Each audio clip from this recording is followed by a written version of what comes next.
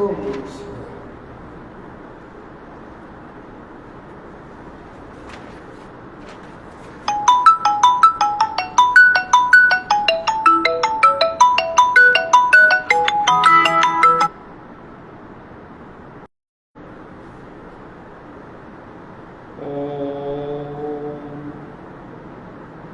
तत्त्वार्थदर्शिभिसमावरणप्रवीणां वीणागुणस्वरसमीरणाद्धवर्णां वाणीमणियश्चिदावरणेन शरणां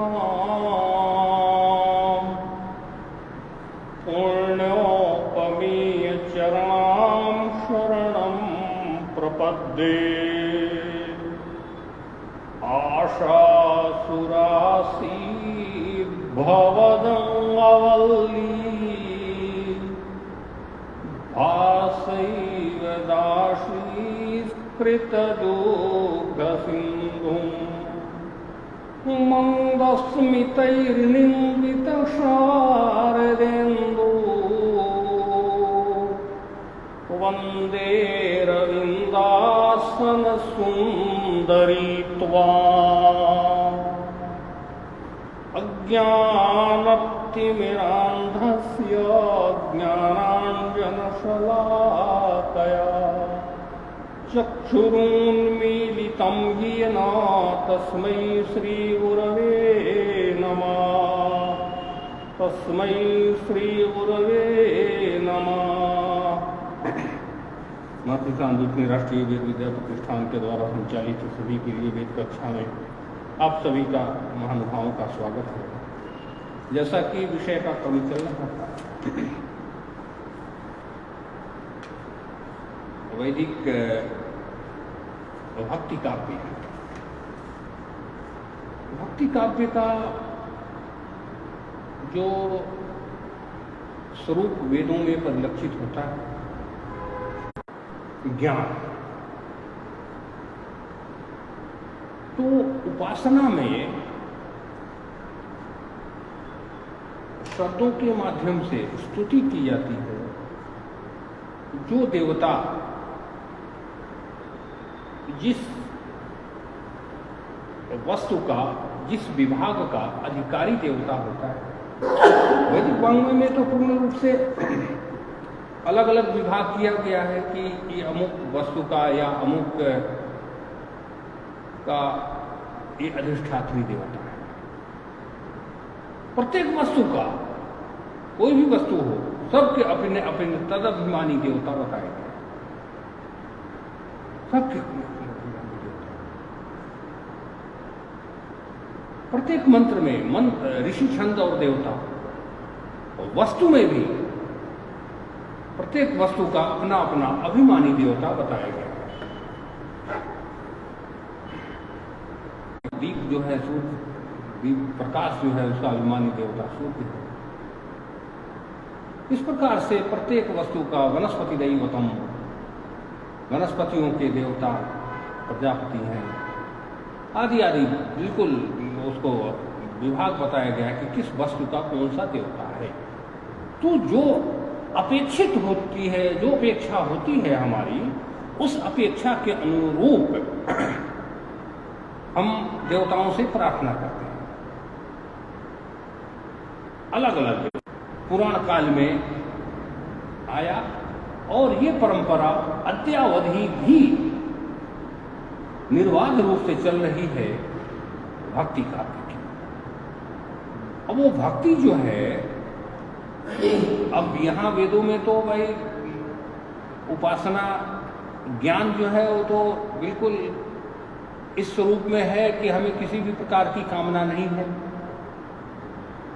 संपूर्ण भौतिक कामनाओं का परित्याग कर देना से और उस परम तत्व की ओर दृष्टि रखना, अंतश्चेतना को अंतस्थ कांड नहीं है। उपासना के बिना ज्ञान नहीं हो सकता, क्योंकि वो सोपान है। धीरे धीरे हम कर्म, उपासना और फिर आता है ज्ञान। इन चीज़ों से हम धीरे धीरे जब ऊपर उठते चले जाते हैं तो फिर ज्ञान आता है, और वो ज्ञान जो है ईश्वर सत्य है, संसार। जैसा कि आप सभी जानते हैं, भगवान आदि शंकराचार्य भगवत्पाद बहुत ही अल्प आयु में यही उनका शरीर, भौतिक शरीर पूर्ण हुआ है।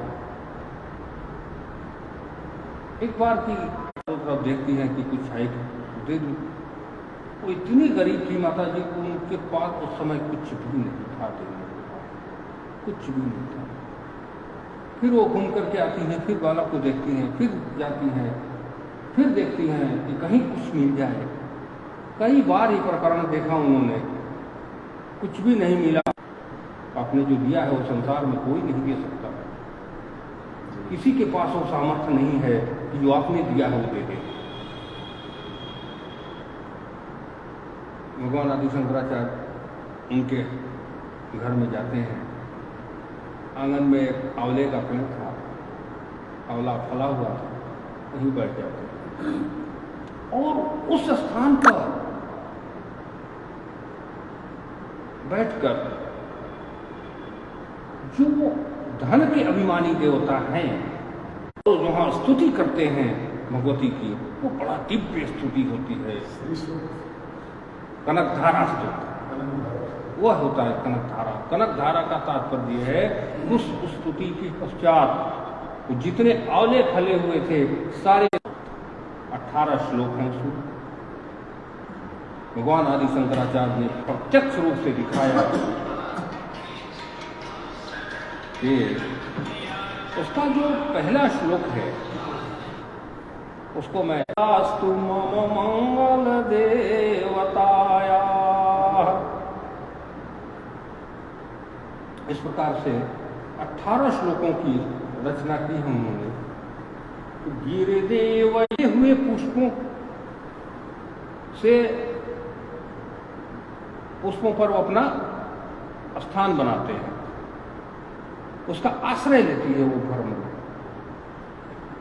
जो फिर उसका उदाहरण दे रहे हैं कि जो श्री हरि भगवान के रोमांच से सुशोभित श्री अंगों पर जिस प्रकार से जो भंवरा है वो महान कमल दल पर आती जाती है या उसी पर मंडराती रहती है, उसी प्रकार जो मूल शत्रु है श्री हरि के मुखारविंद की ओर बार बार प्रेम पूर्वक जाती है, लज्जा के कारण, और फिर लौट आती है। वो समुद्र कन्या महालक्ष्मी की मनोहर मुक्त दृष्टि पर जो वैभव प्राप्त होता है वो सारे वैभव देने का सामर्थ्य रखते हैं। तथा जो नीलकमल के अंदर का जो सौंदर्य है, जिसे कमल का फूल है उसके भीतर हो जाए, तो कहते हैं शेष साई भगवान विष्णु की धर्मपत्नी महालक्ष्मी का वह नेत्र हमें ऐश्वर्य प्रदान करने वाला हो। जो भगवान मधुसूदन कौस्तुभ मणियों से, भगवान मधुसूदन का हृदय का वक्षस्थल कौस्तुभ मणियों से सुशोभित है।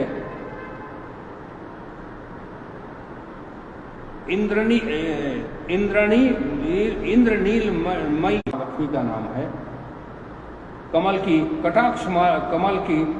कटाक्ष माला मेरे लिए कल्याणकारी हो। इस प्रकार से स्तुति की जाती है। जैसे फिर उनका वर्णन करते हैं, मेघों की धरा में समुद्र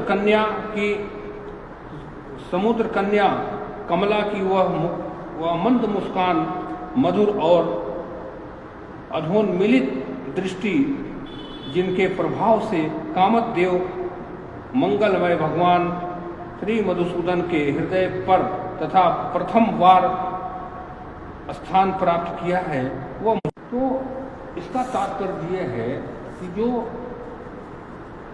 भगवती, जो माता जी इनको भिक्षा देने के लिए आई और उनके पास कुछ भी नहीं था, तो जो इस प्रकार का हृदय रखने वाले व्यक्ति हैं कि जिनके पास वैभव कुछ न हो और उन्हें इस संपत्ति का सदुपयोग करने के में उनको एक आश्रय मिले कि वो धन का संचय करके उनकी कृपा प्राप्त करके, और ये धन ऐसा धन नहीं है, धन का दो प्रकार, दो रूप है। आध्यात्मिक रूप से जो आध्यात्मिक स्वरूप से जो हमें चीजें प्राप्त होती है, वो जो श्री है वो भोक्ति मुक्ति प्रदायिनी, वो भोक्ति और मुक्ति दोनों देने वाली है। जीवन काल में वो संपत्ति अपने को, अपने चित्त को स्थिर रखने वाली होती है।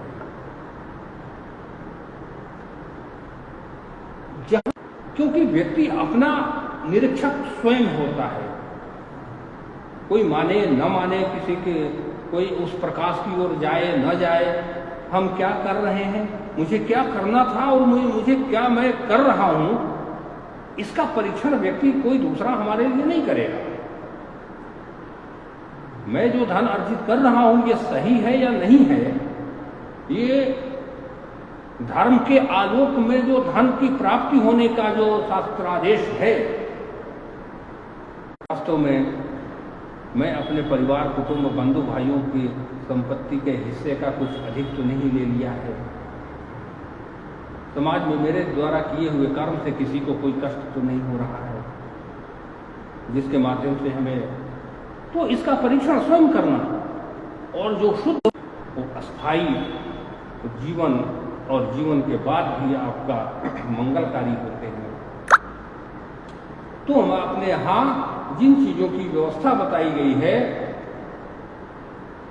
कि आप, यह बिल्कुल सिद्ध है, इसीलिए इसका नाम है कनक धारा स्तोत्र। आज भी पूर्ण प्रभावशाली स्तोत्र है। एक कक्षा में भी प्रयास करूंगा कि सब लोग जो भी आए इसको ठीक से पढ़ने का, एक अभ्यास करने का एक दिन रखें। 18 श्लोक हैं, बहुत सुंदर श्लोक हैं, दो चार उनको याद भी है। इससे पाठ हो, इसका एक बार कक्षा में व्यवस्था की जाएगी। और बहुत दिव्य स्तोत्र और भक्ति काव्य का, जो वैदिक भक्ति काव्य है, उसी का पौराणिक